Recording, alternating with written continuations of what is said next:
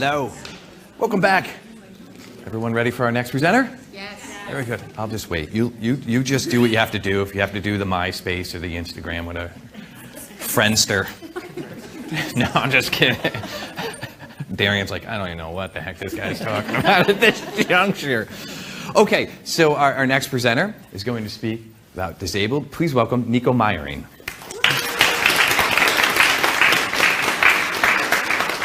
You're welcome. Hi, everyone. Let's begin our time today by taking a deep breath in and out. Thank you. Breathing is one of the most essential life functions for we humans. Good news, then, that for most of us, it's pretty automatic, right? You inhale, you exhale, you don't have to think about it, no real effort on your part. But that's a little more difficult for about 1,200 people worldwide. My name is Nico, and I am one of those individuals. There we go. Good. What we have is called congenital central hyperventilation syndrome, or CCHS. If you're looking for Colony Central High School, I think you're in the wrong building. What this means is that when we are sleepy, when we are sleeping, when we're ill, we require mechanical ventilation, what we call vents. There is currently no cure, no treatment for CCHS beyond mechanical ventilation. This condition is genetic, it is most often present at birth, and it is lifelong. Now, I've lived 29 years with CCHS. Dealing with this disability has given me a better sense of my own purpose and a better appreciation for the abilities of others, but also a global community. Let's take a look at this kid. This is, in fact, me. What happened, right? How'd I get this way? So after we look at the cute blonde hair and the chubby cheeks, we turn to something which is decidedly not cute. What is this thing under the neck? That was called the trach, and it's how I was vented for the first 6 or 7 years of my life. Someone over here said it is a trach. Now, when you're 6, when you're 7, you don't really want to be different, right? Different is bad. You want to be normal. You want to be like everybody else. When you're in kindergarten, one of your friends has to go to the bathroom, you have to go too. But at this stage of my development, I was very obviously different. Not only because of my trach, but also because I had a dedicated nurse follow me around. Me specifically, me, Nico, in elementary school and also in junior high. Now think back to kindergarten. When you came in from recess, you probably had like nap time, right?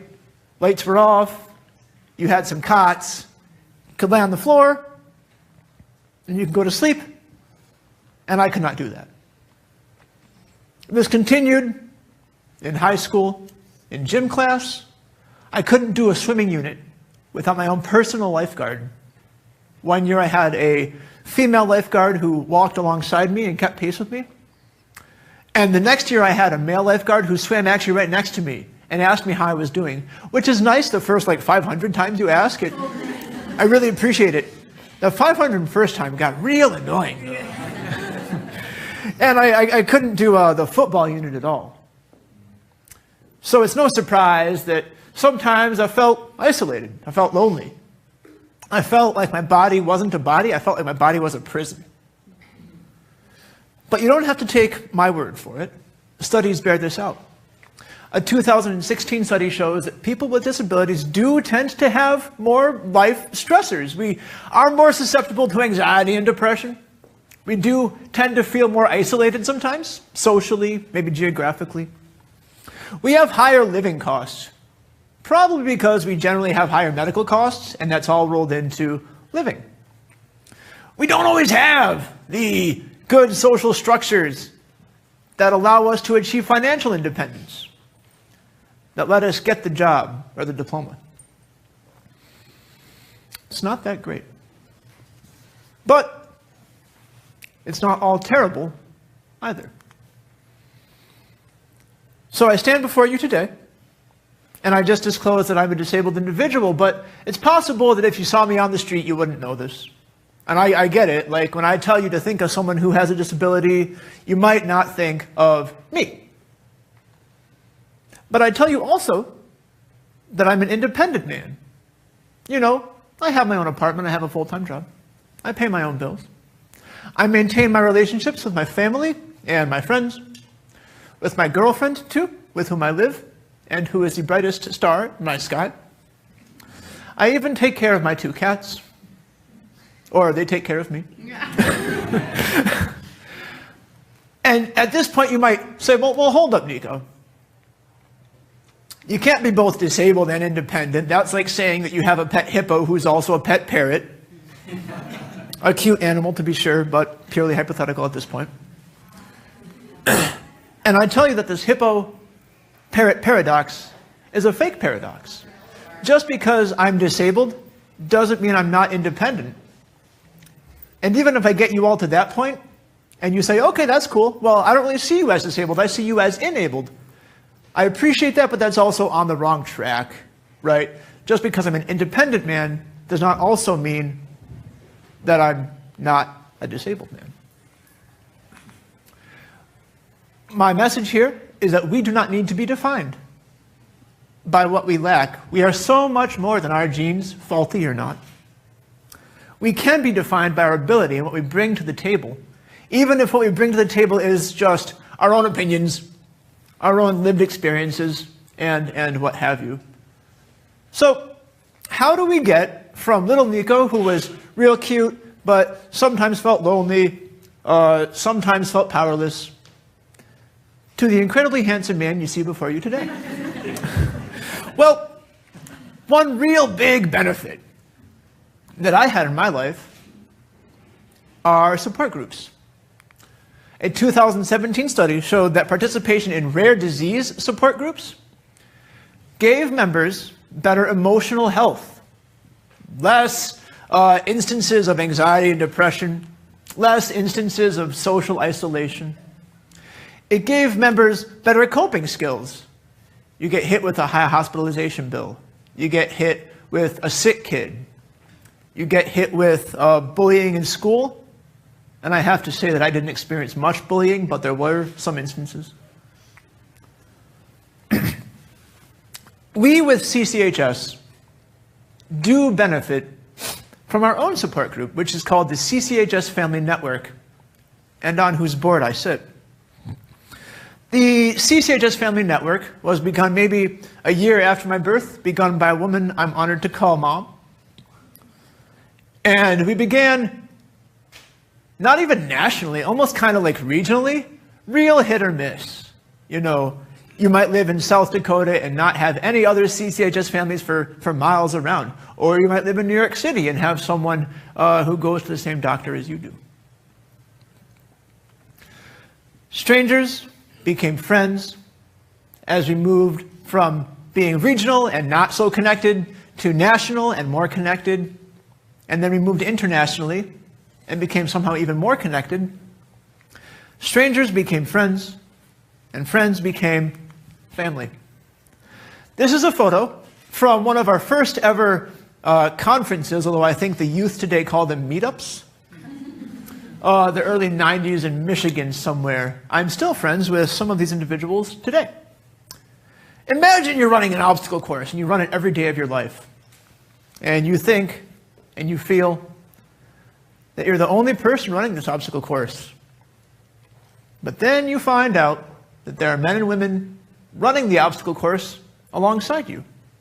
And then you find out that there are men and women running that obstacle course after you and before you. Giving us a space where we can hear and be heard is invaluable. And I noticed something within myself also. With each successive conference, with each successive meetup, I got the chance to help other people with CCHS through their own troubles and their own tribulations I got to advise them, I got to help them, and this is one of the biggest honors in my life. When I am able to help people, activity that I took both first inside the CCHS Family Network and then without, running a soup kitchen, doing a canned food drive, whatever, I felt smart, and I felt useful, and I felt proud, and I felt valued. But I had never really felt these sensations so strongly before, so I thought I was ill. Checked my temperature, and I checked my heart rate, because I thought I had some kind of infection, but what I had to realize that it's not the flu. It's fulfillment. Growing up, as I did with this support group, has benefited me in numerous ways. Not only did I go to high school, and I went to college, I also went to graduate school, which I'm a little more proud of, because, you know, college was always expected of me. That was part of the plan all along, and grad school was not. In fact, after graduate school, I felt comfortable enough accepting a opportunity in San Francisco. So I went from Binghamton, New York, where I earned my degree, where I had lived for a few years, and a place that I grew up visiting, because I'm from Oneonta, New York, so Binghamton is like a day trip to go shopping, to a city that I had never been in before, where I knew nobody, that I had only seen in books and TV. I knew that Full House was filmed in San Francisco. Never met Bob Saget, unfortunately. And when I now have an opportunity that I consider, I ask myself 3 questions. 1, is it safe? Well, yes, San Francisco was safe. There are CCHS families in the Bay Area and medical professionals, so if anything bad happened, I had some kind of support network there. Is it feasible? Well, again, yes, if I worked very hard, if I stretched my dollar and was frugal, and if I was lucky, I could afford to live there. And is it fun? Yes, absolutely. I fully enjoyed my entire year there. And I kind of felt like Frodo Baggins from the Shire. Gandalf knocks on your door and says, "Hey, Frodo, real quick, take this ring, drop it in Mount Doom, and then come back home." Easy, right? San Francisco was much better than Mount Doom. So after I got done in San Francisco, and again, I spent a year there, I moved back to New York, and then a few months later, I accepted a position in Texas that lasted a year. And then I moved back to New York, and then I got a full-time job here in Albany. I'm a civil servant, and that may be a public service or a public disservice, depending upon your opinion of civil servants and government workers. And all through my travels, I stayed connected with people with CCHS through Facebook. Being able to help other people with CCHS is one of the biggest honors of my life, like I said. I've begun to realize that it is not enough that I succeed. Others must also succeed. You don't get very far being a flash in the pan. I should not be the exception to the rule. I should just be part of a standard. At the intersection of self and other, you have empathy. I stand before you today to tell you that it took me 20 years to live in a body that I like, that I sometimes admire, and it took me 24 years to develop a personality that I like and sometimes admire. And if I can do anything to help young people with disabilities reach that same stage of acceptance earlier than I did, that's something I absolutely want to do. I have a friend who has CCHS, and she wants to pursue her PhD. She lives in Canada. And she wants to examine the psychosocial effects of being a sick kid. What happens to you in your development and your personality if you're frequently hospitalized? What happens to you if you can't do the swimming unit? If you can't go out for recess because it's too cold or too hot? I have another friend who lives in Massachusetts this time, who went to pharmacy tech school. Because after all, when he was young and he needed prescription medication, he got those medicines and those drugs very quickly and easily. And he wants to ensure that same ease of access, forgive me, for everybody else that comes after him. And I have another friend who wants to be a teacher. And she's going to school and learning how she can make her classroom accessible to everyone.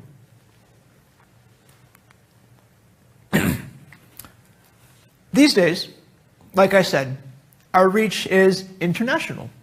Not only do we have CCHS support groups in the US, but also the UK.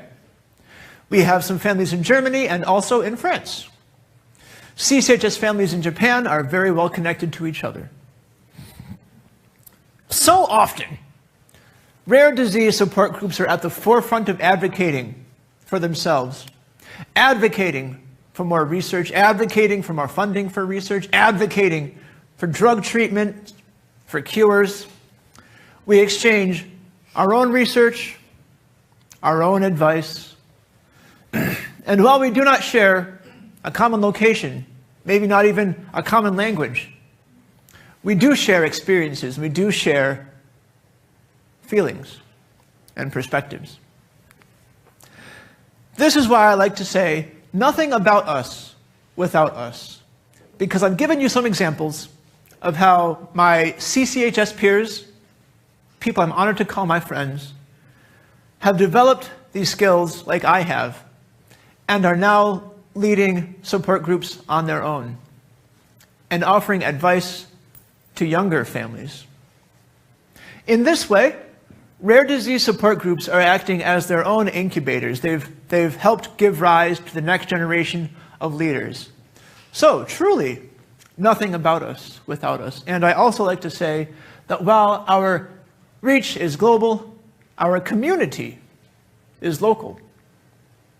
So a few nights ago, at 3 a.m., when I, like most sane people, was asleep, I got a text message on WhatsApp from a friend of mine in Italy. And when I woke up and I saw this message, I was pissed. Just want to get some sleep, man. But then I reconsidered for two reasons. One, the question she had to ask me or the information she wanted to share was probably really important. And two, when it's 3 a.m. here, it's 9 a.m. in Italy, so I should really be more understanding. As I close my talk today, I want to hit you with more numbers. Like I mentioned, roughly 1,200 people worldwide with CCHS. That's not really much at all. You can't fill a stadium with 1,200 people. You might be able to fill a village, but even that would be sparsely populated, much less a town or a city.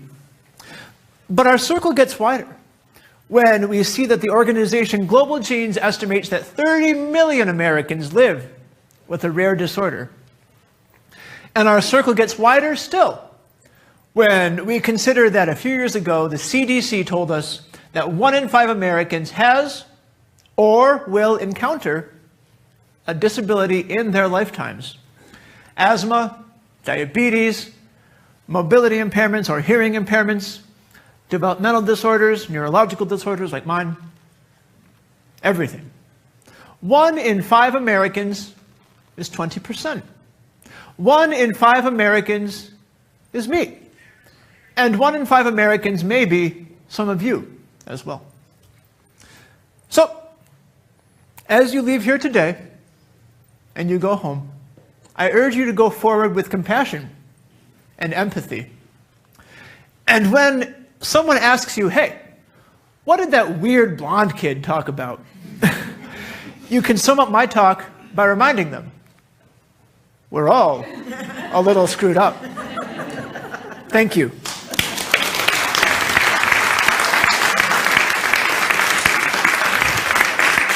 Nice job, Nico. Nice job. Stay right here for a moment. Nico Meyering. Nico Meyering.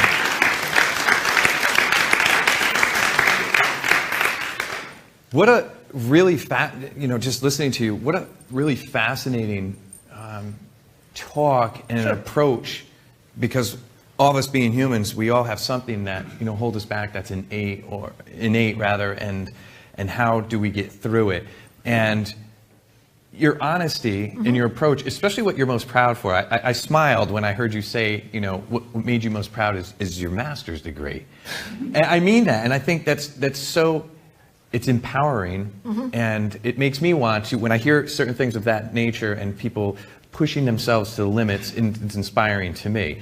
One thing I was listening, I wanted to ask, are you still based, for the people out there, if they not recognizing on the internet that we are in Albany, New York today, do you still reside in the Capital District? I do. You do? Okay, well that's good news because you're a good asset for the community, 100%. Yeah. And so two quick things I have for you. One, locally, where can sometimes we all have afflictions that we're afraid to either admit, and where could they go and get in touch with you, or, you know, a reach out program that might be able to direct them to find answers or some sort of comfort that way? Do you have anything that I would comes to probably mind? first hit up Albany Medical Center. Okay. In fact, that was where I was initially treated as a kid. My parents stayed at the Ronald McDonald House on Great program. South Lake, North Lake, Sure. something like that. You can check there. However, there are also disability-specific nonprofits in the Capital Region, if you're so inclined. A simple Google search will turn that up. Yeah, nice. And then I'll leave you with this. Sure. I noticed in your bio that they gave to me, and I'm not sure if the people here are familiar with, if they have glanced them online, but you had noted that you're an actor. Yeah, it's been 6 years. Oh, and you still put it in there? Oh, well, no, I think that's great. And the reason I bring that up is, are you, so it's been 6 years, so you're not doing anything actively in that? Correct. But I think that's there, if I could just leave you with this, because when I mentor and coach, you know, younger people in entertainment, I think it's really, it's cathartic, and it could be a great way to how they can learn about themselves and then feel comfortable and then use that, you know, self-empowerment to go out into the world and spread joy and to be comfortable in their own skin. Would you agree with that? I would agree with that. Initially, one of the reasons I got into acting in the first place is that having, you know, a hole in your neck is not really conducive to good public speaking. You slur your words, you don't enunciate very well, and acting is kind of like just hopping in the deep end and getting over it. So, good job. there you go. Nico Meyering, ladies and gentlemen. Nice job, Nico. Nice job.